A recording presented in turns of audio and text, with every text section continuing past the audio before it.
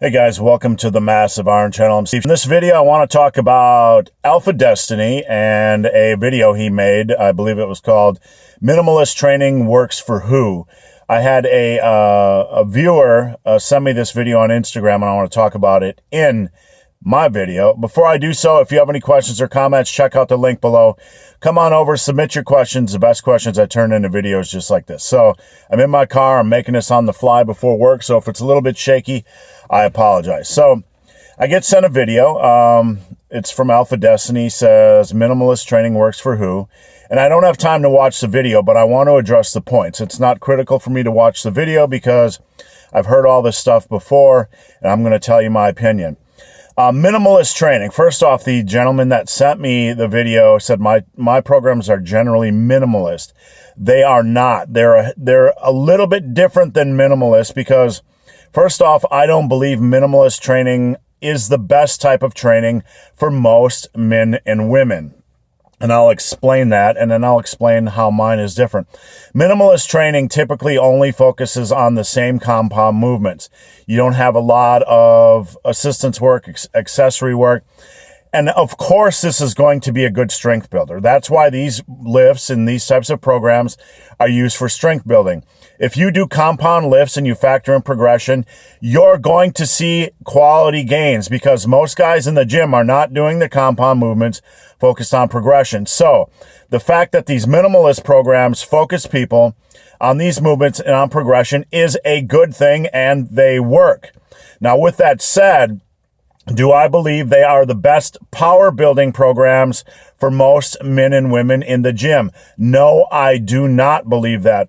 I believe that trainees should be focused on making every muscle group from head to toe as strong as humanly possible.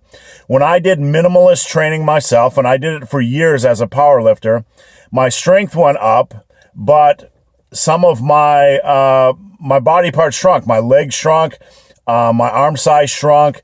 And let's face it, most of us are after size and strength. So for that reason, I learned not doing direct arm work or not doing a lot of direct arm work or direct quad work. Despite doing compound movements, the size in these muscle groups decreased. Now, when size is decreasing, that's an indicator that you might not be maximizing your strength as well. So for that reason, I advocate a more, well, let me see if I can move this camera and not get it so darn shaky. For that reason, I advocate more of a well-rounded program where you make every muscle group from head to toe as strong as humanly possible. You're going to maximize your size, and size can help with strength. So therefore, I think taking a base program based on the heavy compound movements and adding in a little bit more exercises and rounding this program out a little bit is a better approach. That is my opinion, and if you don't like it, you can tell me to shove off or leave a nasty comment below. So one of the points made was that we need to change sets and reps and exercises and all that kind of stuff. Do we need to do that? Not necessarily, no. For most of us to get to the 90-95% of our muscle and strength potential, we really don't need anything fancy. You should be more focused on evolving training based on your needs and based on what's happening in the gym. So if you get a program that calls for 5 rep sets on barbell rows and you hate them and you want to do 8 rep sets, then you evolve your training. So you have to be listening to your body. Do we need to be changing up reps? Do we need to be changing up exercises? No, we do not. But with that said, you don't want to overwork the same movement patterns. You don't want to just continually, I like alternating exercises, alternating between bench press and dumbbell bench press, between deadlifts and pulls off the ground, because there's little nuanced differences, like pulling off the ground can be a little bit more lower back friendly, etc. So there's just slight differences. Like only doing squats, for example, might not be the best quad builder for everybody. So they might want to work in leg presses or hack squats or rotate exercises or whatever.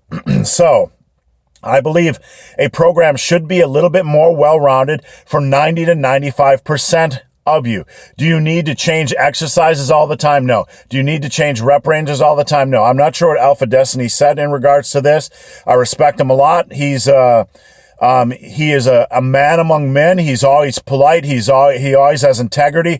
I respect him. So I probably don't think we're too far off in our views on anything he's talking about. But with that said, I'm not I'm not sure what specifically he said about changing up rep ranges and changing up exercises, but I will tell you specifically, in my opinion, you don't need to worry about that stuff because most of us aren't trying to be elite powerlifters. Most of us aren't trying to be elite bodybuilders. To get incredibly big and incredibly strong, you just need to keep to the basics, have a well-rounded program, and focus on progressive overload.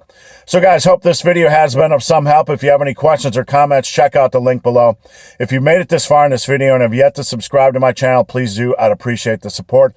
And one last point, I don't do minimalist programs. Again, my programs in my book, Massive Iron, are a little bit more well-rounded. So guys, as always, thanks for watching. Have a great day.